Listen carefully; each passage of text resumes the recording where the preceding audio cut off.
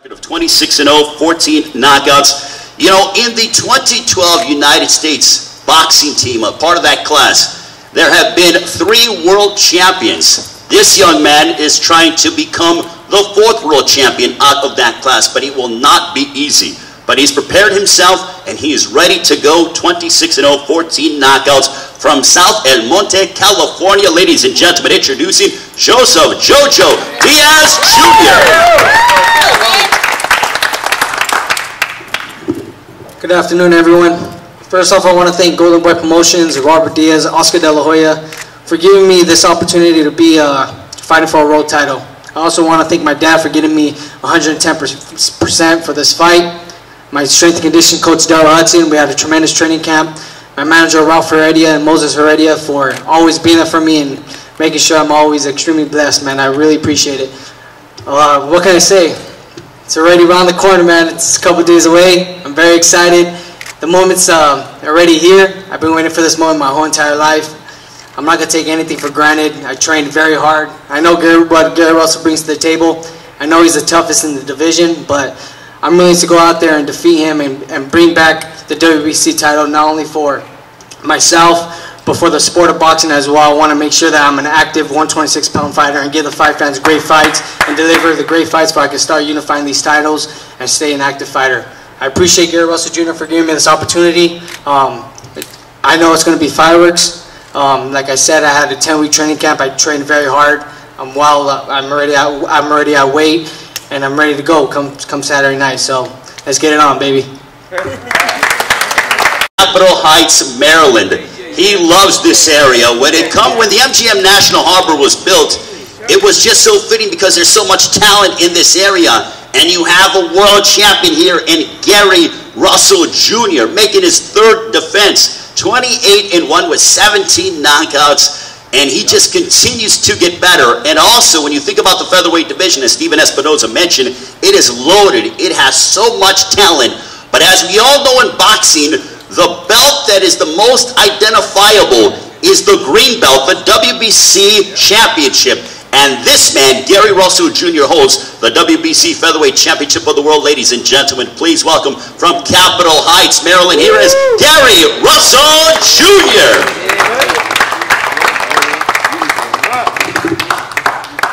It's a pleasure being here. We had a very, very long training camp. As a reigning world champion, I wouldn't expect anything less. You know, Jojo Diaz, he worked his way up the rankings to be the #1 contender to fight for the WBC world title. He already mentioned that I am the best fighter in the division and that the other world champions in the division are afraid to step in the ring and compete against me. I take my hat off to him and to his team for having the guts to be able to actually step into the ring and take a certain type of individual, you know, to actually participate in the sport of boxing, you know, and for him to want to get in the ring and compete against the best of the best speaks volumes about him as an individual. And as a champion, I wouldn't expect nothing less than a worthy opponent. We 120% ready. We hungry. As long as we got this strap, can't nobody walk down the street. I know he's going to bring his physical best to the table, but we ready. We ready, my little brothers. They fighting on the undercard, Antonio Russell as well as Antoine Russell. Like I say, my father's birthday will be the 20th, a day after the fight. It's ironic that both of us are trained by our fathers. You know, I think that's pretty cool because at the end of the day, when you're looking at your coaching, that's your last line of defense. When everything else goes wrong in the ring, you go to your corner and your corner gives you the instructions to tell you what's going wrong, why it's going wrong, and how to correct it. You have to have a level of trust and belief in your corner. You know, how much trust can you get when it's coming from your parents, when it's your father telling you what to do? It makes it much easier for you to go out there and execute it and get the job done. So I'm ready. 3rd title defense. The strap stay home, y'all. Y'all know what it is. Grind time. Yeah. Gary Russell Jr. himself, and what I mean by that is Brian Custer has been dealing with cancer, and cancer cannot get him down. He constantly beats cancer. He's a champion in his own right. Aside from the fact that he's a heck of an on-air talent, being the host of Showtime Championship Boxing, he does not let cancer get him down, and he's beaten it time and time again. Ladies and gentlemen, please welcome. He's going to ask the fighters a couple of questions. He's a class act on the mic and off the mic. Ladies and gentlemen, here is Mr. Brian Custer.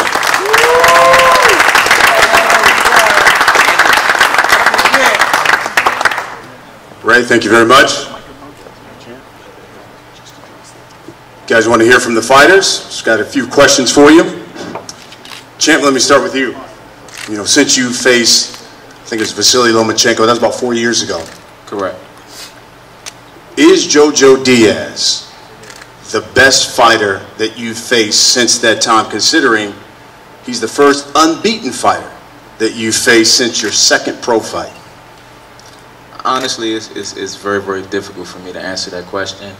And the reason why is because I never really worry about my opponents that much. I think the biggest thing is preparing myself to the best of my ability and being the best that I could possibly be.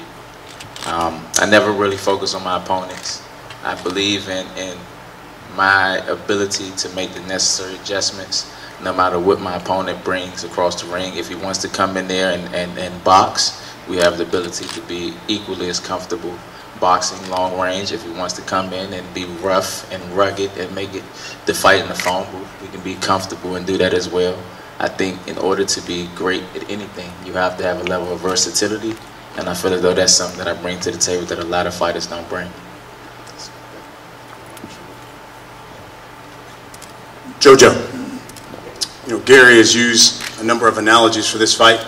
We had a discussion on the air one time, and he said this fight, he sees it like a lion going after his prey.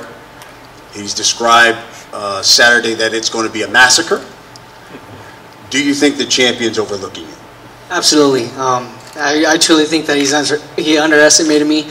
I hope that he started realizing that I'm the real deal after the press conference and started taking this camp seriously. I trained this for my whole entire life. I'm ready for this opportunity. I know that this opportunity is presented to me not only because of my hard work, but it's by God as well. I feel like this is the opportunity of a lifetime and the opportunity that I'm really going to go out there and showcase my skills to the whole world and to showcase to everybody what I'm really truly about. You know, I read somewhere where you said, listen, I've seen some flaws in the champion. I'm going to be the bigger fighter, maybe go to the body. How do you combat speed? It's all about timing. I mean, Gary Russell Jr., he does have the fastest hands in boxing. But like I said, we watched a lot of tape, and we do see a lot of flaws in his game, just like everybody, every other fighter. No fighter's perfect. Everybody has flaws in the game. So we're just going to capitalize on what we see and take full advantage of it come Saturday night. Champ, are you overlooking him? Nah, I'm definitely not overlooking anyone. Anyone that has 8 to 10 weeks to prepare for no one else but you is definitely a dangerous opponent. We never overlook anyone. Like I say, my biggest objective is to prepare myself to the best of my ability. You know, I believe in my ability. I believe in my punching power. I believe in my hand speed. I believe in my ring generalship, and I believe in the ability to make the necessary adjustments. That's exactly what we're going to do. We never overlook nobody. You fought once, basically, a year for the past 3 years. Correct. Is this the year we see Gary Russell Jr. multiple times in the ring? I mean, I would love for this to be the year. You know, the #1 contender, he already made the statement that I am the best fighter in the division.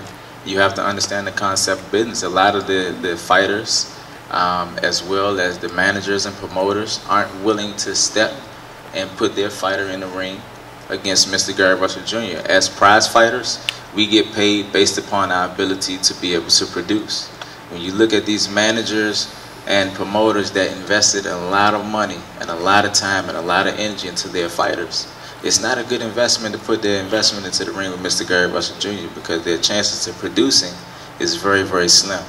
I would love to compete. I've been calling out all the other world champions in the division. None of the other world champions has answered me calling them out. You know, I've been stuck with dealing with having to compete against my mandatory challengers. We're willing to do that. If God willing, we get through this bout. I would love to get a unification bout with any of the guys, once again, that's in my division. Lee Salisbury will be competing the same day that I'll be competing. He has the IBF title. That's a unification bout. Another champion that I already approached that we wanted to try to get a unification bout with. Leo Santa Cruz and Evan Mars will be fighting soon after me and JoJo June 9th in June. On Showtime Championship Boxing. Exactly. So the timing would be almost perfect for any of these unification bouts to happen. If it doesn't happen, then I'm willing to move up and weight anywhere between the weight divisions of 126 to 140 to meet any of these guys that do have a name in the catch weight. It's time to make it happen. He's a very active fighter. One of the things that he believes will be an advantage for him is because he has been active and you fight once a year, maybe ring rust will be an issue for you. Will it be an issue? I mean, everyone has opinions and everyone's entitled to their opinion, regardless of the situation.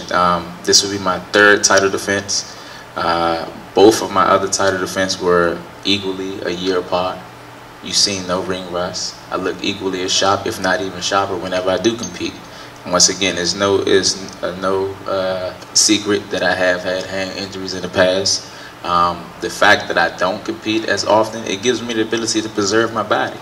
I preserve my hands, I preserve my body, I stay in the gym, I stay shape, and I stay strong. How much of an advantage you think your activity will be in this fight? I personally think that there's no advantage. Like Gary Russell said, he fought 3 times for a year. He took a layoff, and he fought again for a year, and he took a layoff a year. So I feel like there's not going to be no advantage. I personally wanted Gary Russell to be at his best come fight night, and because I know I'm extremely at my best, so I want the best man to win that night, and I want the loser just to acknowledge the winner and make sure that there's not going to be no excuses that it was because of a layover or because of an inactive camp or any of that. I just want that acknowledgement, and before we can have that respect for both fighters. You called Gary the best featherweight in the world. You're victorious Saturday. You become the new champ. Are you the best featherweight in the world at that point? Yes, I will be. I'll be on top of the throne, and then hopefully I could get some big fights out in LA. What would it mean to you? I had the opportunity to do some of your early fights. What would it mean to you to be the WBC featherweight champion? It'll mean everything, not only just for myself, but for my family as well, for my mom, my dad. Just all the hard work, man. I get emotional just knowing that all the struggles that we've been through, man, it's finally here. And I'm going to do everything possible to come out victorious. And after this, our lives are going to change. Not only that, I'm going to inspire my youth, inspire all the people around me, just to know that dreams do come true, and the come up is real. As long as you put your mind to it, anything's possible. And so, JoJo, when you go to sleep at night, I'm sure you imagine the fight's probably going to go like this, probably do this, do that.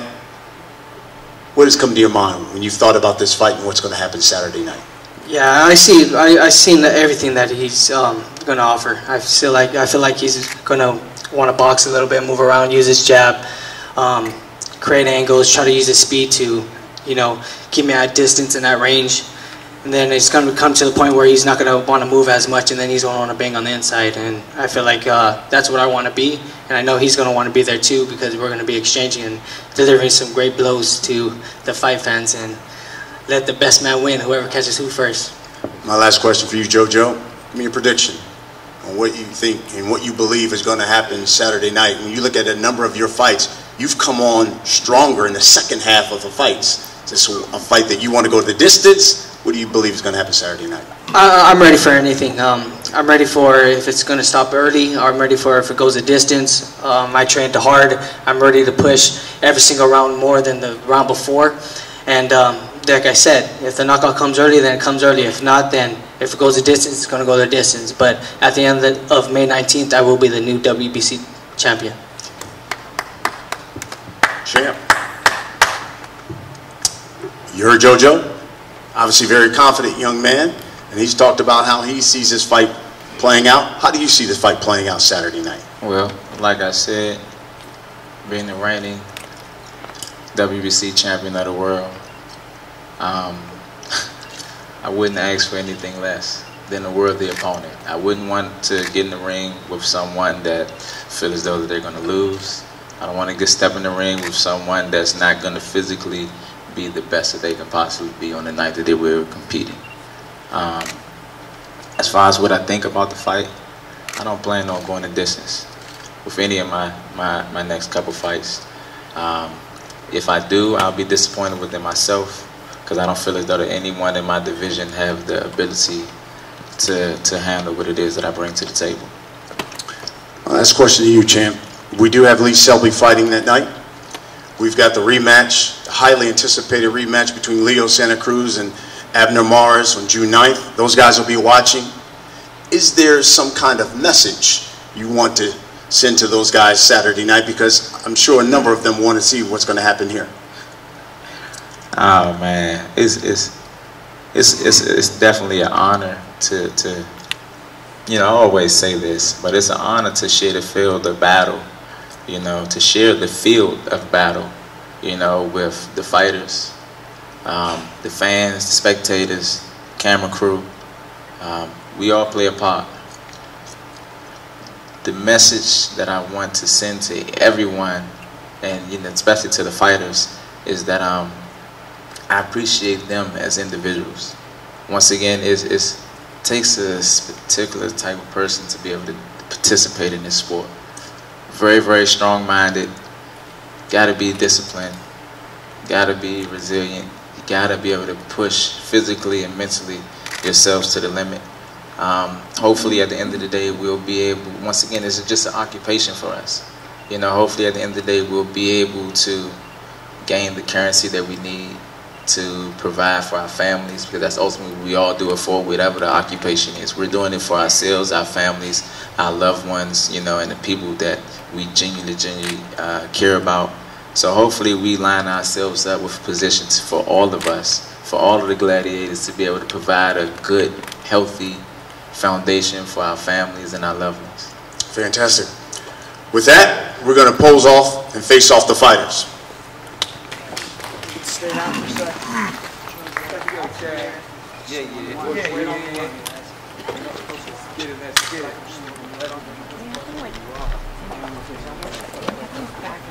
Can you back up just a little bit, guys?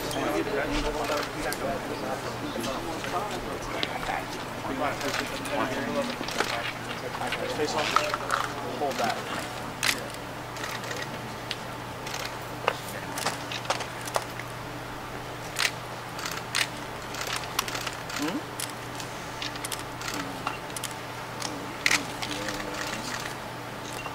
Alright guys, let's face the camera. We'll go right here now. There, you want to remove the keys? You hold the keys. Yeah.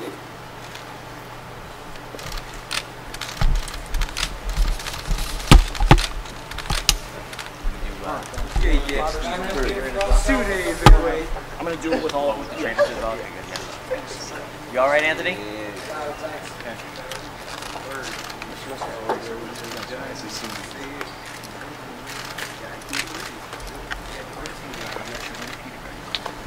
Does he not want to see him? Steven? You okay? All right.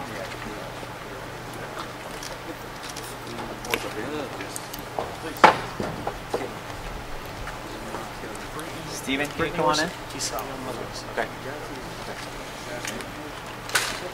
All right, nice and tight, guys.